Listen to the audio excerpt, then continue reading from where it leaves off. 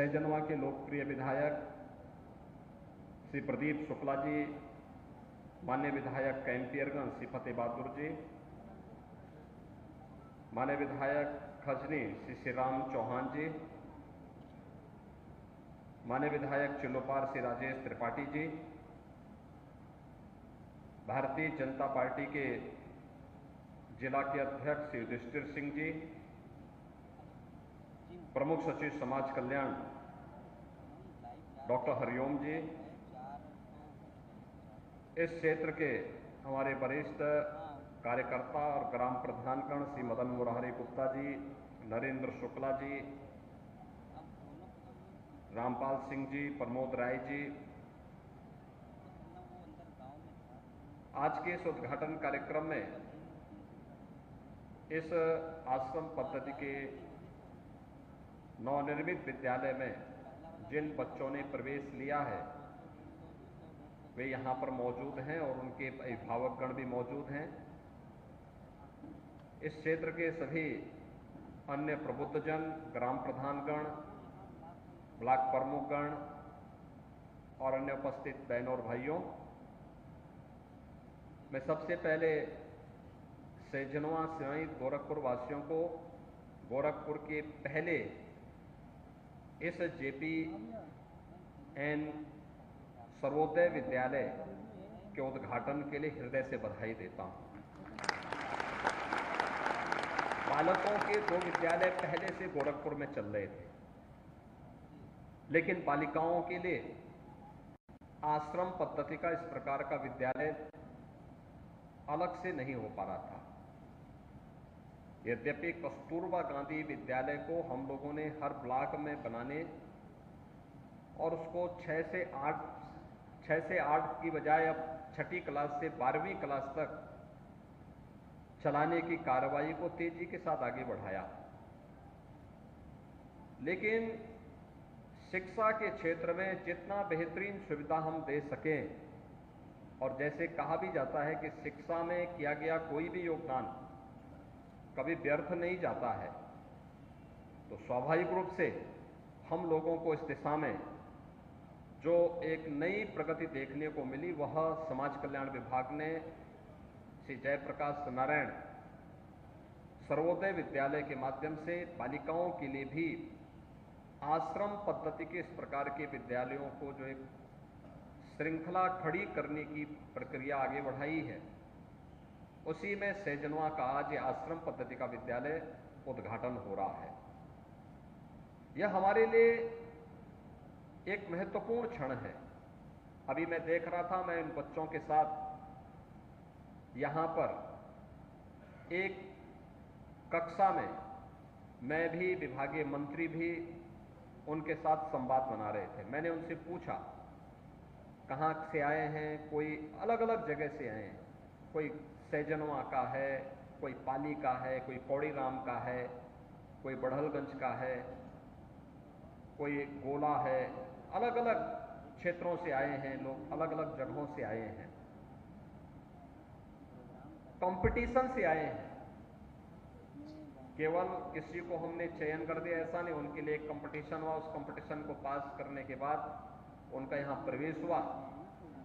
और उन बच्चों की यहां पर पूरी व्यवस्था रहने की, खाने की, उनकी आवश्यकताओं की पूर्ति करने के लिए सरकार उसमें पूरा योगदान दे रही है। मेरा यह मानना है कि इन बच्चों पर किया जाने वाला जो भी खर्च है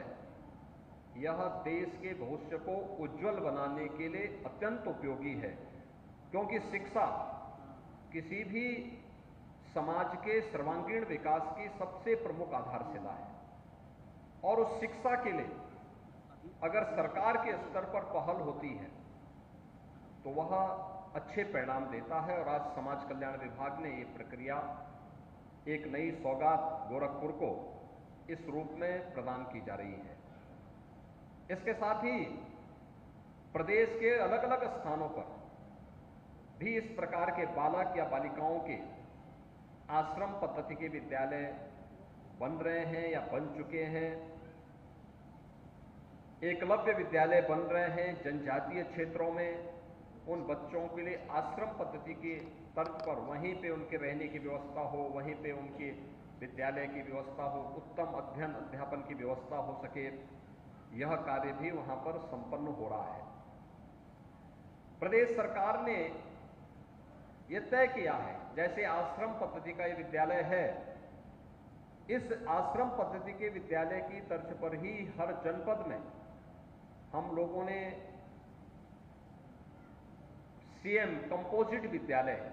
के निर्माण की प्रक्रिया को और मुख्यमंत्री अभ्युदय विद्यालय के निर्माण की कार्रवाई को तेजी के साथ आगे बढ़ाया है।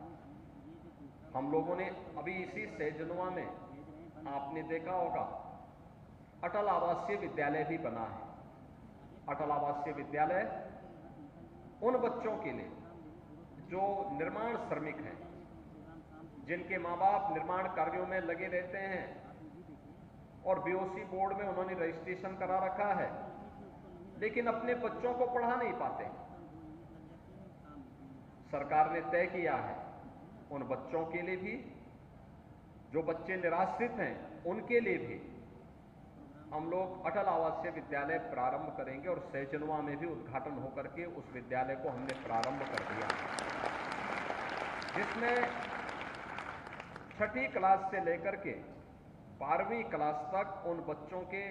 सभी प्रकार के खर्चों को सरकार उठा रही है, बीओसी बोर्ड उठा रहा है। और मेरा जो यानी 12 से 15 एकड़ क्षेत्रफल में वो विद्यालय बने हुए हैं, वहाँ उनके लिए विद्यालय भी है, छात्रावास भी है, स्टेडियम भी है, इंडोर गेम के लिए भी इंडोर स्टेडियम भी है, और भी बहुत सारे कार्यक्रम वहाँ उनके एक साथ चल रहे हैं। स्किल डेवलपमेंट के भी कार्यक्रम वहाँ चल रहे हैं। बच्चों को आगे की पढ़ाई करने के लिए, किसी प्रतियोगी परीक्षा की तैयारी करने के लिए, मेडिकल की है, इंजीनियरिंग की है, या सेना में वो जाना चाहता है, कमीशन अधिकारी के रूप में कोई पद प्राप्त करना चाहता है, या बैंक में पीओ के लिए, या उत्तर प्रदेश शासन से जुड़े हुए किसी भी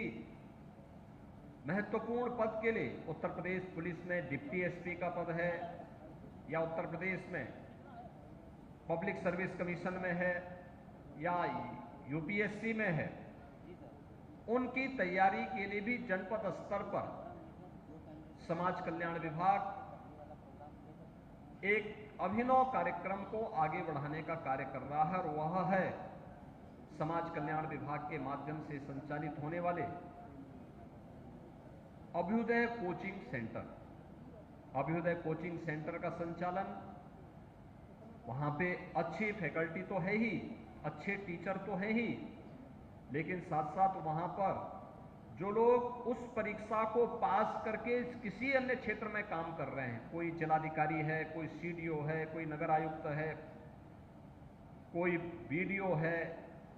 कोई किसी अन्य पद पर है, कोई डॉक्टर है, कोई इंजीनियर है, ये लोग जाकर के एक क्लास लेते हैं और उस क्लास को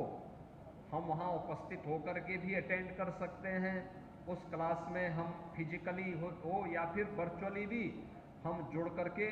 उसका लाभ लेकर के अपने आप को उस परीक्षा की तैयारी के योग्य बना सकते हैं।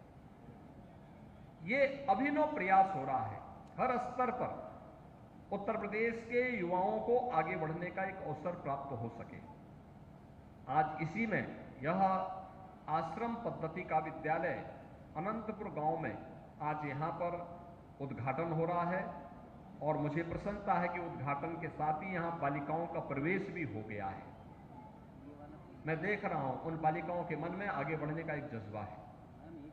कार्य करने की एक ललक है। घर से दूर रह करके, यहां पर रह करके वे अपने अच्छे करियर को आगे बढ़ाएंगी और फिर अपनी योग्यता और अपनी प्रतिभा के बल पर प्रदेश का, देश का नाम रोशन करने का कार्य भी करेंगी। इसके लिए आवश्यक है कि हम अपने एक नियमित दिनचर्या अपनाएं। छात्रावास यहां पर रहे, छात्रावास के यहां पर जो अधीक्षक होंगी या फिर जो भी हमारे आश्रम पद्धति के विद्यालय हैं वहां पर, वहां के जो प्रधानाचार्य हैं, वहां के जो अधीक्षक हैं या अधीक्षिका हैं, ये इस बात को जरूर ध्यान में दें कि इन विद्यालयों में नियमित दिनचर्या को अपनाने के लिए बच्चों को तैयार करना, समय पे जगना, समय पे सोना, समय पे भोजन लेना, समय पे तैयारी करना, पढ़ाई के साथ साथ खेलकूद की गतिविधियों में भी और तमाम अन्य ऐसी एक्टिविटीज को, वृक्षारोपण का कार्यक्रम है, सेवा के विभिन्न प्रकल्पों के साथ जुड़ना, इन सभी कार्यक्रमों के साथ साथ स्किल डेवलपमेंट के लिए भी अपने आप को तैयार करना। हो सकता है किसी में कोई हुनर है, दबी भी हुनर है, पता ही नहीं, लेकिन वह व्यक्ति की रुचि है, थोड़ा भी उसको प्लेटफॉर्म मिलेगा तो आगे बढ़ सकता है, और सरकार इसके लिए पूरी प्रतिबद्धता के साथ आपके साथ जुड़ करके कार्य कर रही है। मुझे बताते हुए प्रसन्नता है कि 35 करोड़ रुपए की लागत से ये पूरा स्ट्रक्चर यहाँ पर खड़ा हुआ है, और इतना अच्छा ऑडिटोरियम भी पहले ही वर्ष में आपको प्राप्त हो गया है, जहाँ पर आपको अपने इंडोर गेम के साथ साथ विद्यालय के किसी भी कार्यक्रम को आगे बढ़ाने में मदद मिलेगी।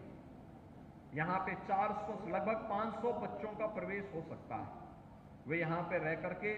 वे बालिकाएं यहाँ पढ़ सकती हैं, यहाँ रहने की व्यवस्था उनकी उपलब्ध होगी, उनको हर प्रकार की सुविधाएं समाज कल्याण विभाग के माध्यम से निरंतर प्राप्त होगा। आज का यह अवसर यहाँ की बालिकाओं के लिए, सहजनवा की बालिकाओं के लिए, गोरखपुर की बालिकाओं के लिए, पूर्वांचल की बालिकाओं के लिए अत्यंत महत्वपूर्ण अवसर है कि जब इस प्रकार के आश्रम पद्धति के विद्यालय में उन्हें प्रवेश लेने और आगे बढ़ने का अवसर प्राप्त हो रहा है। इस अवसर पर मैं यहाँ के विधायक को, यहाँ के जनप्रतिनिधियों को, यहाँ के अभिभावकों को, यहाँ के अन्य सभी उन परिवार से जुड़े हुए जितने भी सदस्यगण हैं, उन सबको हृदय से बधाई देता हूँ, और इस विद्यालय अपना इन बच्चों के माध्यम से